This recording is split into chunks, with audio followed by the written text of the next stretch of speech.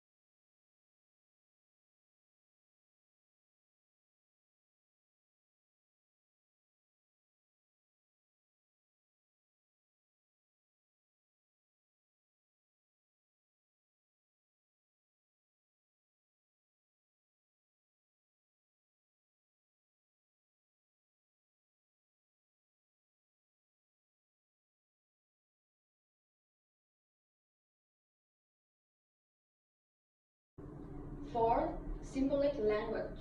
A symbol is something that identifies the thing that it is referring to and participate in the meanings of that concept. Symbol can be words, pictures, objects, and action. In most religious traditions, symbols are very important. The cross in Christianity identifies the religion and participate in the Christian concept of the death and the resurrection of Jesus. Symbols go beyond factual information and should not be interpreted literally. The most common type of symbolic language are myths and metaphors. 5. Symbolism and myths. Symbols important in RL because they are very subtle modes of communication which go beyond mere facts. They are non-cognitive and go beyond normal understanding. Paul Tillich said they are very positive ways of expressing the nature of God in a way that people can easily understand. The most common kind of symbolic language found in religion are in the form of myth. Myth is a story that uses symbols to express the truth when it is not known for certain what actually happened. For example, first of all, the virgin birth. Not necessarily literally true, but a symbolic story that reflects the purity of Christ's birth and origin. Second, Jonah and the whale, story that symbolizes Jonah's feelings of being trapped and forgotten by God. Third, Noah's Ark, a myth highlighting the sinful nature of humanity and the love of God. Fourth, Nativity story, probably a myth depicting the birth of Jesus at a significant religious event. Fifth, story of Job, symbolic story of how a man retained his faith in God despite great hardship. Sixth, criticism of symbolic in RL. A, difficult to know exactly what the symbol means as, so the original meaning may be lost. B, symbolic objects may become the focus of worship. C, symbol and myth become outdated. Rudolf Pullman argues, in order to find out the truth of God, RL should demythologize. All the myth contained in the scripture should be removed. The real truth of scripture would then be revealed. This would help the faith of religious believers.